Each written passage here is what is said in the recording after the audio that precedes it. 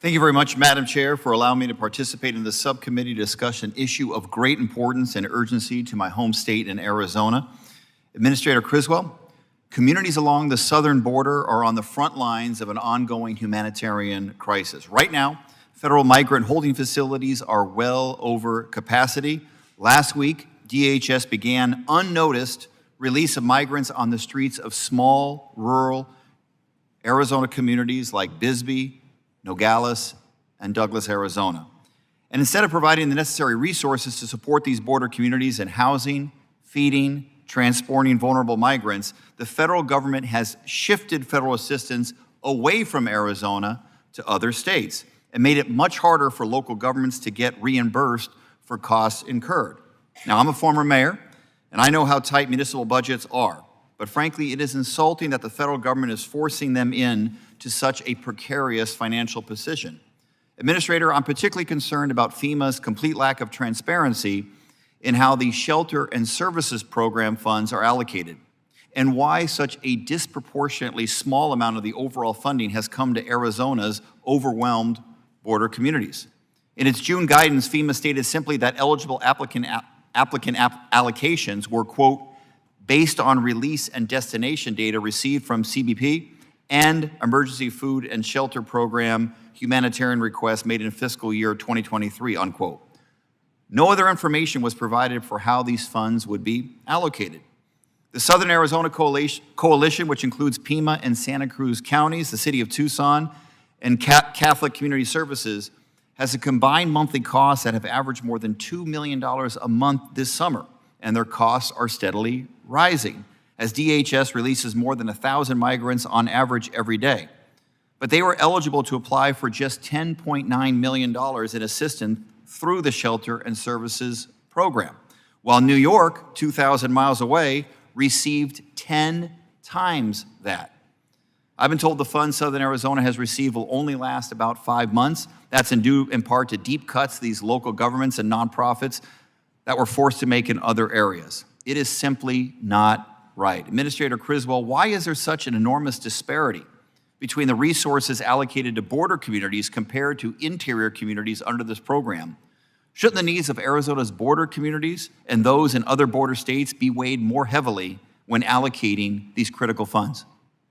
Representative Stanton, we know that there is great need out there for these funds, and through our legacy program, the Emergency Food and Shelter Program, humanitarian, with the direction of Congress to establish our new Shelter and Services Program, we used our legacy program to administer the first portion of that funding, which highly favored our border cities.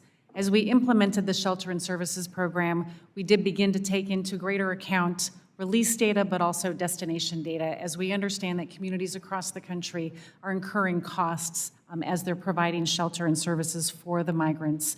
As we move into the next fiscal year, and if the program continues to be funded, we will be basing this more on a competitive program to take into account the existing data and impacts that communities are experiencing as we make decisions for future funding allocations. So are you committing today that FEMA will make this moving forward a competitive grant program like the Emergency Food and Shelter Program to disperse funds?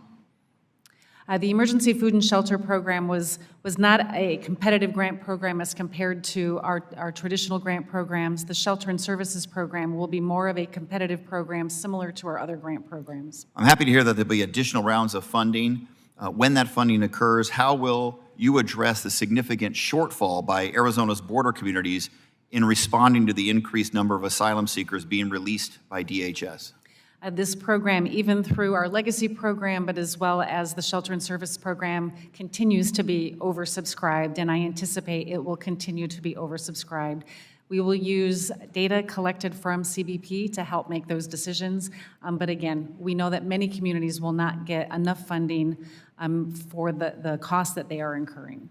SSP funding is far more restrictive in covering costs incurred by local governments and NGOs.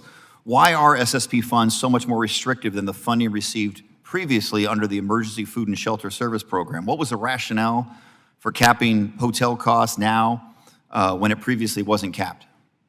I would have to go back with my team on some of the specifics on how we made those decisions and those requirements within our program. But again, this program is a new program for FEMA. This was the first iteration of the Shelter and Service Program. We always continue to improve based on the lessons learned on the initial allocation of those funds. Happy to continue to work with you and your staff on ways we can continue to improve. Madam Chair, I have one final quick question, if I might, dealing with extreme heat, another important issue to Arizona.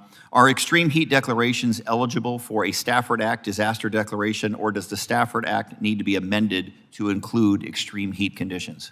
The Stafford Act does not need to be amended to include extreme heat. We base our decisions on a number of factors, mostly on what does it exceed the capacity of the state and local jurisdictions. If the response to an extreme heat incident exceeds the capacity of a state and local jurisdiction, they are very open to submit a disaster declaration request, and we will consider that based on whether or not it exceeds their capacity. Thank you. I yield back. Thank you, Mr. Stanton. The